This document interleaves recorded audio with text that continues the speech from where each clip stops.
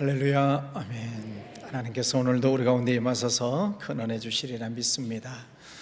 오늘 말씀의 제목이 성경 말씀의 능력입니다. 우리가 성경 말씀 그러면 성경책을 생각하시게 될 겁니다. 성경책이 틀린 말은 아니지만 좀 더 정확하게 표현을 하자면 하나님의 말씀을 기록한 책이 성경책이지요. 오늘 말씀의 모든 성경은 하나님의 감동으로 되었다라고 기록하고 있습니다. 창세기부터 요한계시록까지 모든 성경이 기록된 것은 성령, 하나님의 영의 감동에 따라서 기록되었다 하는 것입니다. 그렇기 때문에 우리가 성경을 읽을 때 성령의 감동이 내 속에 있어야 하나님의 은혜를 받게 됩니다. 이 성경은 1600년 동안 40여 명의 저자에 의해서 기록이 되었습니다. 저자 40명이 1600년이라고 하는 이 시간의 간극을 넘어서 성경을 기록했다면 일치할 수가 없는 거죠. 상식적으로 생각하면 불가능한 일입니다. 만약 이 시간 제가 여러분에게 A4 용지 한 장씩을 다 나눠드리고 뭔가 자유 주제를 가지고 글을 써보십시오 라고 시간을 들여서 여러분의 글을 다 모아서 책을 만든다면 내용이 일치할까요? 불가능한 일입니다. 똑같은 시간에 앉아서 똑같은 말씀을 듣고 쓰지만 그 내용은 다 다를 수밖에 없습니다. 그런 면에서 보면 40명의 저자가 1600년 동안, 그것도 국적이 다르고 언어가 다르고 문화가 다른 그 사람들이 쓴 내용을 가지고 한데 묶었더니 한 주제로 연결이 된다. 이거는 불가능한 일이죠. 하나님의 은혜가 아니면 있을 수가 없습니다. 그래서 오늘 말씀은 성령의 감동으로 쓰여졌다라고 말씀을 하고 있습니다. 만약에 이 책이 인간에 의해서 쓰여졌거나 아니면은 이 말씀 속에 거짓말이 있다면 이 책은 진즉 없어져야 되죠. 또 기독교는 존재하지 못하게 되는 것입니다. 그러나 이 책이, 성경책이 3500년이라는 긴 역사 동안 기독교의 경전으로 자리를 잡을 수 있는 것은 그것은 하나님의 말씀이기 때문에 그렇다는 것입니다. 그래서 오늘 우리는 이 하나님의 말씀이 얼마나 소중한가를 함께 나누려고 합니다. 이 성경책에 구약이 있고 신약이 있는데 구약은 예언이고 신약은 성취입니다. 구약 성경은 오실 메시아 예수 그리스도에 관해서 예언적으로 기록이 되어져 있고 신약 성경은 오신 메시아 예수님에 관해서 성취적인 면에서 기록이 되어져 있습니다. 여러분이 들고 있는 성경책을 보면 한 권이지만 이 속에는 구약이 39권, 신약이 27권, 66권이 이 속에 있습니다. 또 구약 성경은 929장으로 되어져 있고 신약은 260장, 합해서 1189장으로 되어져 있습니다. 이 성경책을 여러분이 하루에 3장씩 읽고 주일날은 5장 읽으면은 1년에 한 번 성경을 읽게 된다라고 합니다. 코로나 이후에 3년 반 동안 우리 교회에서 성경을 읽읍시다 라고 시작을 했는데 오늘 주보에 보니까 1193번째 우리 허기연 권사님이 읽으셨습니다. 1193명이 지금 성경을 읽으셨는데 그 중에 물론 뭐 2번, 3번 이름이 들어간 분도 있으시겠습니다만은 여러분의 이름이 한 번도 기록이 안 되어졌다라고 하는 것은 가슴을 치며 애통해야 될 일 아니겠습니까? 앞으로도 기회가 있으니까 성경을 열심히 읽으시고 또 통독하신 분 이름에 올라가면 좋겠습니다. 그 외에 손으로 성경을 쓰시는 분도 계시고 또 컴퓨터 타자를 가지고 치시는 분도 계시고 우리가 몇 년 전에 성경을 많이 외웁시다 1000구절 도전, 그래서 책자를 나눠드리고 있는데 어떤 집사님은 벌써 600구절을 외우셨어요. 놀라는 분도 없어요. 700구절이 지금 도전하에 가고 있습니다. 우리가 그때 1000구절을 다 외우면 성지순례를 보냅니다. 또 학생이 1000구절을 다 외우면 대학교 등록금을 줍니다 라고 얘기를 했는데 한 놈도 외운다는 말이 없습니다.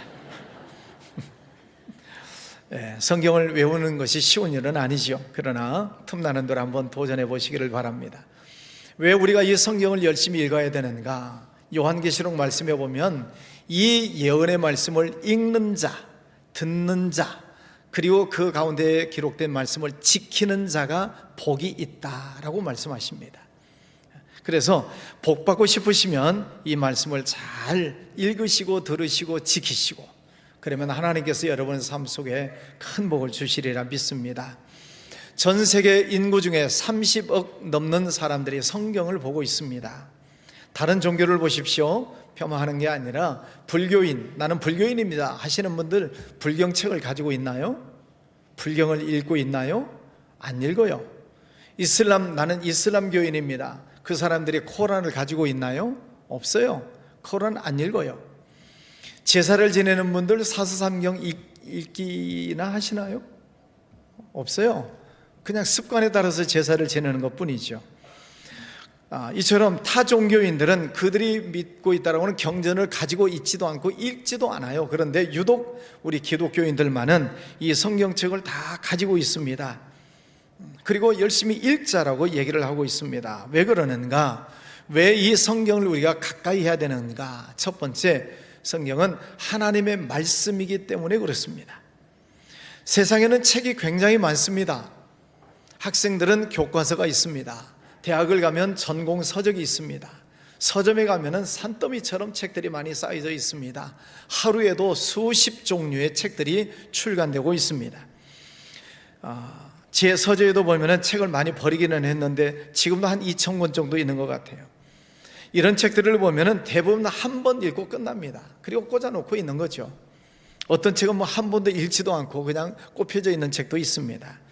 그런데 이 성경책이라고 하는 것은 한 번 읽고 끝나는 것이 아니라 1년에 한 번 이상 읽읍시다, 2번 읽읍시다, 또 3번 더 이상 읽읍시다, 더 많이 읽읍시다 라고 강요를 하고 있습니다. 왜 이렇게 성경을 우리가 열심히 읽자고 말씀을 드리는가? 하나님의 말씀이기 때문에 그렇습니다. 이제 10월부터는 성경 공부가 시작이 됩니다. 우리 부목사님들 여러 과목을 지금 준비를 하고 이제 곧 광고가 나갈 텐데 여러분 필요에 따라서 성경 공부하는 시간도 참여하시기를 바랍니다. 성경책에 기록된 말씀을 놓고 보면은 그 말씀을 읽을 때마다 우리들에게 새로운 감동을 주세요. 새로운 느낌이 있어요. 그러니까 성경을 읽고 또 읽는 것이죠. 일반 소설책은 한 번 읽고 지나가잖아요. 여러분도 많이 읽으시겠지만은 여러분, 저는 또 목사이니까 성경을 얼마나 많이 읽겠습니까? 설교 준비할 때는 정독을 합니다. 본문 말씀을 읽고 또 추석을 꺼내서 참고하기도 하고, 그러면서 성경을 집중적으로 보면서 설교 준비를 하지만 또 시간적 여유가 있을 때는 속독을 합니다.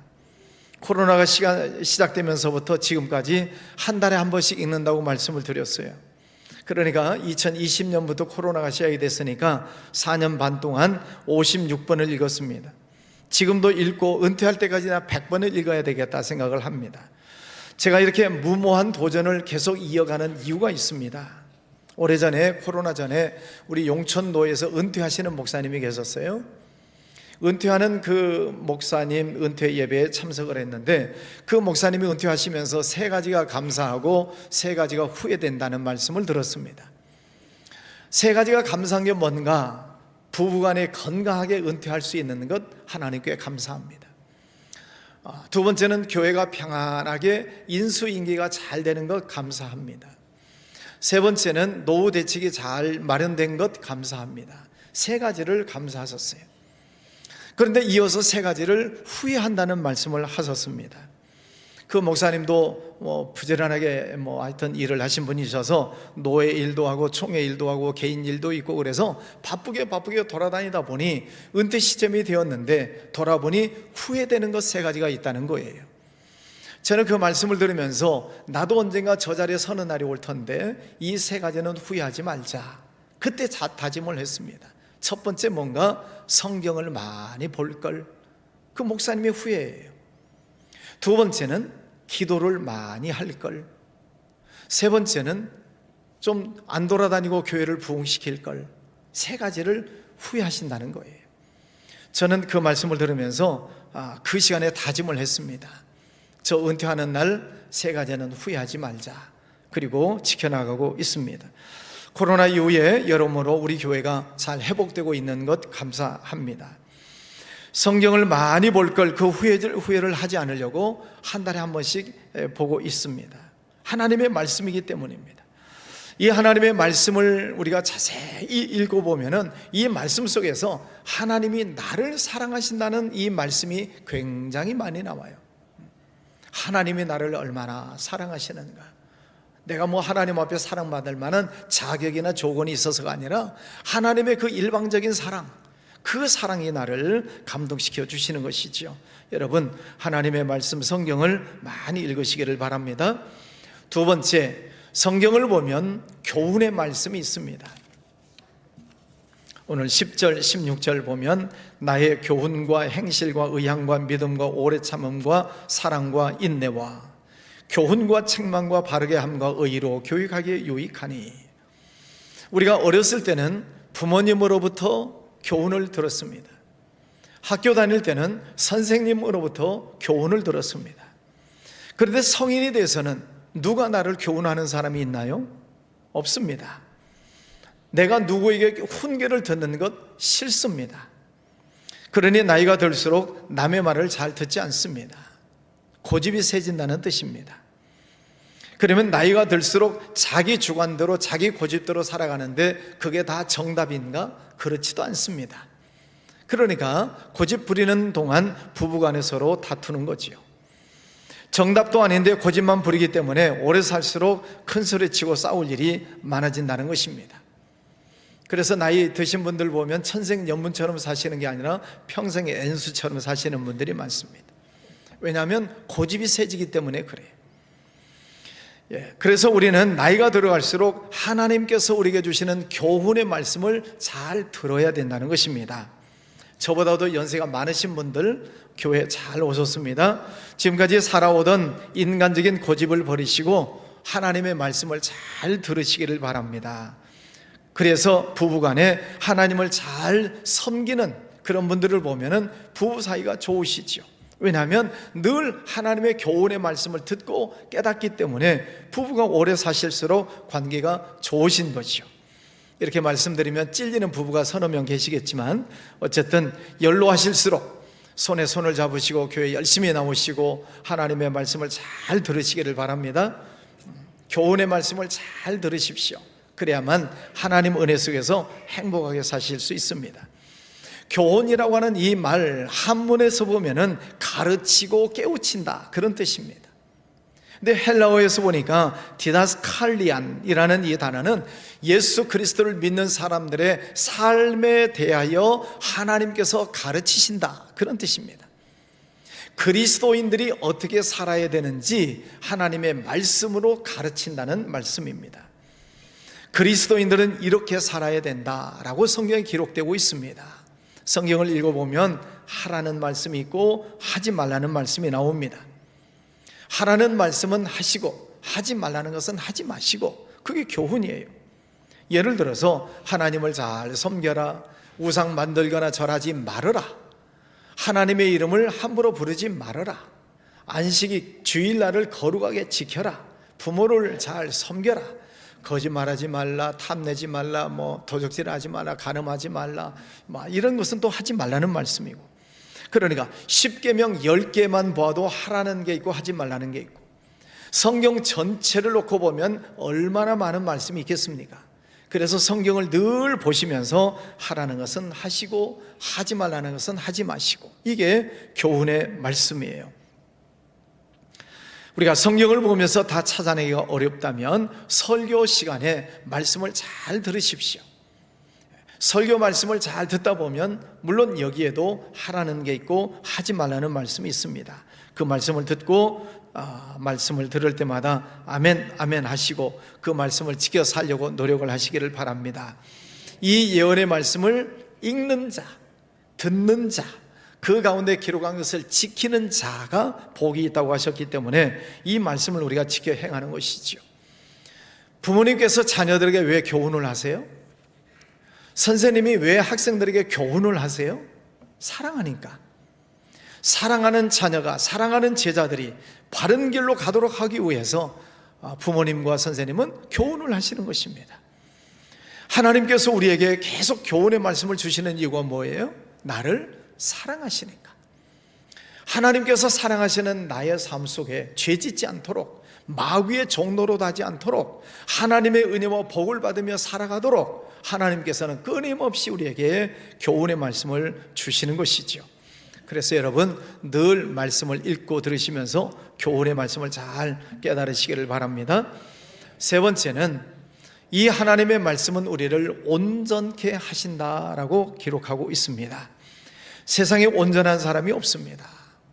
어제도 우리 교회 청년들 결혼을 했습니다. 결혼하기 전에 신랑 신부가 와서 인사를 합니다. 그럼 얼마나 예쁘고 참 좋은 청년들이에요. 둘이 와서 인사를 하면 제가 물어봅니다. 신부는 신랑 뭐가 좋아서 결혼하려고 그래? 그러면은 신부가 신랑을 쳐다보면서 다 좋아요 그래. 그럼 신랑한테 물어보죠. 신랑은 신부 어디가 좋아? 그러면 그 신부를 쳐다보는 눈빛에 그냥 꿀이 그냥 뚝뚝 떨어져요. 다 좋다는 거죠. 예. 그 말을 들으면서 제 속에 무슨 생각을 할까요? 살아봐라. 예, 결혼하기 전에는 다 좋죠. 다 사랑스럽게 다 보이지만은 살아보면 현실은 다르다는 것을 알게 돼요. 부족함 없는 사람이 어디 있어요? 실수 없는 사람 어디 있나요? 약점 다 있습니다. 그래서 결혼하기 전에는 이 사람 아니면 못 삽니다 했다가 결혼하고 나면 이 사람 때문에 못 삽니다 그런다고 하잖아요. 여러분 우리는 다 부족해요. 살아갈수록 그런 약점 단점들이 더 크게 보여요. 요즘 제 아내가 저를 보면서 그럽니다. 아까 했던 말을 왜 기억을 못해요? 언제 했는데? 이런 날들이 점점 많아지고 있습니다. 자주 핀잔을 듣습니다. 저는 핀잔을 들어도 쌉니다. 예. 그런데 성경은 오늘 말씀해 보니까 하나님께서 우리에게 교훈의 말씀을 주시는 이유가 뭐냐? 우리를 온전케 하시기 위해서, 모든 선한 일을 행할 능력을 갖추게 하기 위해서 성경 말씀을 주셨다는 거예요. 우리를 온전하게 하시려고 성경을 주셨다. 그럼 어떤 성도님은 이렇게 질문하시겠죠. 목사님은 평생도록 그렇게 성경을 많이 읽으셨다고 하는데 아직도 온전하지 못하십니까? 그러면 우리 평신도는 어쩌란 말입니까? 하고 질문하실지 모르겠어요. 여러분 만약에 제가 지금까지 성경을 이렇게 보지 않았다면 얼마나 더 형편없는 사람이 되었겠습니까? 성경을 봤으니까 그나마 더 이만큼이라도 하는 거죠. 잘 이해가 못하시면, 이해가 안 되면 저녁에 가서 들으시길 바랍니다. 성경 말씀에 우리를 온전케 하기 위해서 성경 말씀을 주셨다. 온전, 아르티오스라고 하는 이 헬라어를 보니까 적합하다 그런 뜻이에요. 하나님의 일을 하기에 적합한 사람으로 만드시기 위해서 하나님의 말씀을 주셨다는 것입니다. 여러분, 내가 하나님 일하기에 적합하신가요? 여러분이 하나님 일 하시기에 적합하신가요? 아니라고 해주세요.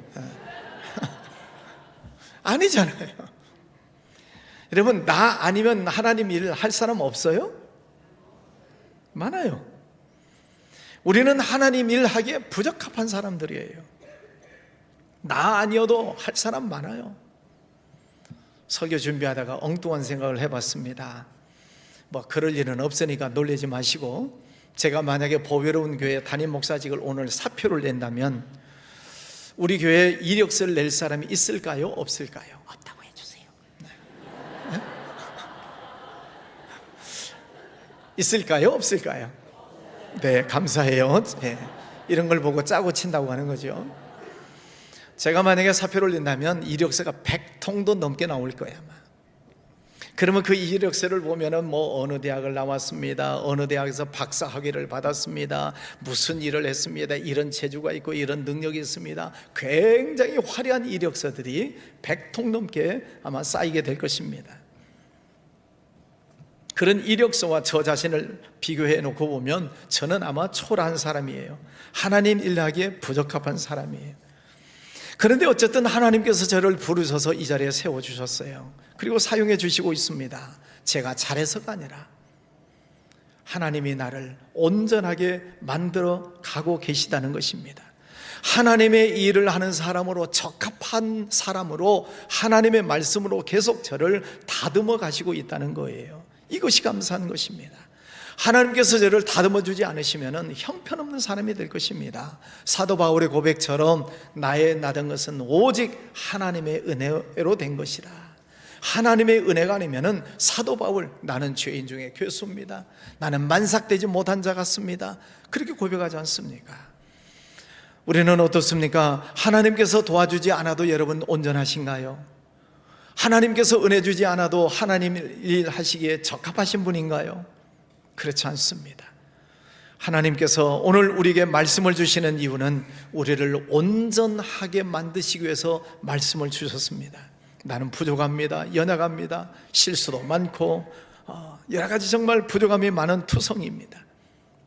그런데 하나님께서 우리를 부르셔서 우리에게 은혜도 주시고 말씀도 주시고 성령으로 가다듬어 주시고 그러시면서 우리의 이 삶을 통해 하나님의 일을 하는 적합한 사람으로 만들어 가신다는 거예요. 이 말씀을 준비하다가 갑자기 이런 생각이 지나갔어요. 육교에 엎드려 있는 한 거린의 모습이 생각이 났습니다. 돗자리 깔아놓고 엎드려서 지나가는 사람들에게 두 팔 벌려 구걸을 하는 사람의 모습이 바로 저의 모습이었습니다. 하나님께서 은혜 주지 않으시면 할 수가 없습니다. 하나님 불쌍히 여겨주세요. 하나님 앞에 엎드려서 늘 두 손 들고 하나님 도와주세요, 힘주세요. 그 거린의 모습이 저의 모습이에요. 하나님께서 은혜 주지 아니하시면 설교 준비할 수 없고 목회할 수 없습니다. 그래서 늘 엎드려서 간구하는 것이지요. 온전한 사람, 아르티오스, 하나님 일하기에 부적합하지만은 하나님께서 온전하게 하시기 위해서 이 하나님의 말씀을 주셨다는 것입니다. 그러니 어찌 하나님의 말씀은 안 읽을 수 있겠습니까? 어찌 하나님의 말씀을 외우지 않을 수가 있겠습니까?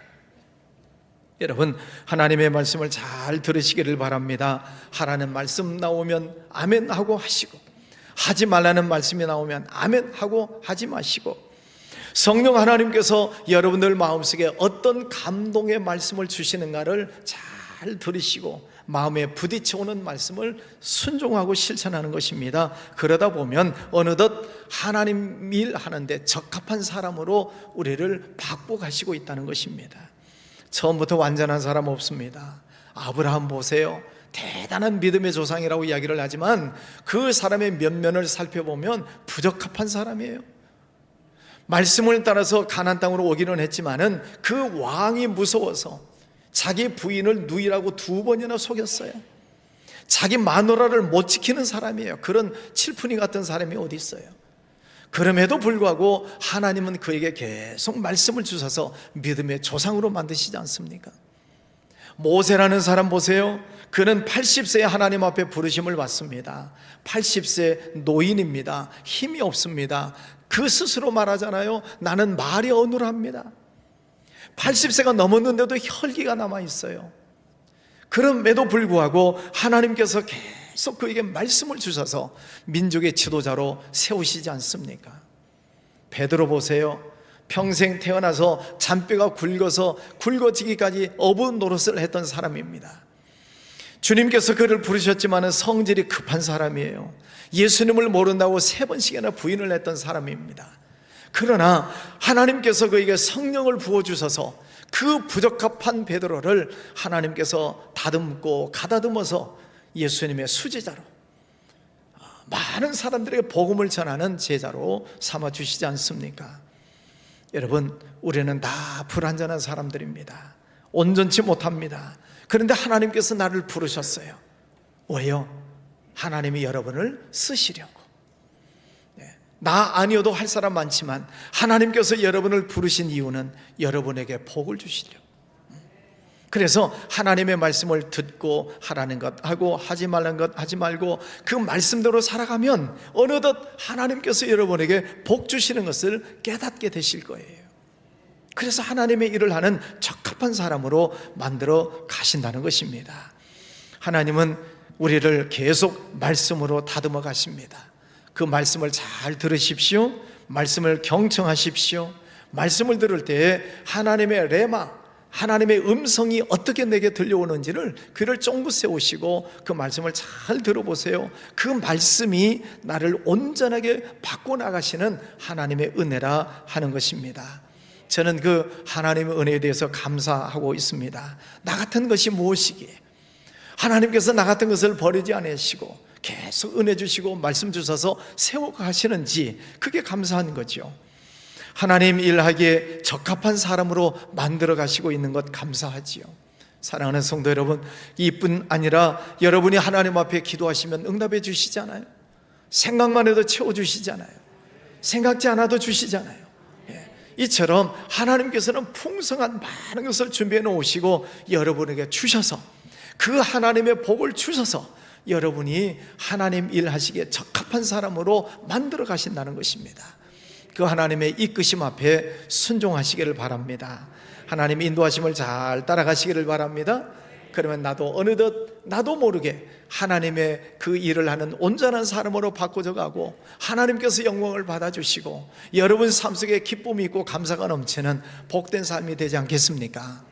좋으신 하나님, 그 하나님은 우리에게 말씀을 주셨어요. 이 말씀을 읽으시고 들으시고 또 외우시고 쓰시고, 그래서 하나님을 가까이 함으로 여러분의 삶 속에 큰 은혜가 넘치시기를 주의 이름으로 축원합니다. 기도합니다. 거룩하신 아버지 하나님, 감사합니다. 하나님 앞에 서기에 참 부족함이 많지만 하나님은 우리를 불러주셔서 감사합니다. 이 자리에 인도해 주셔서 감사합니다.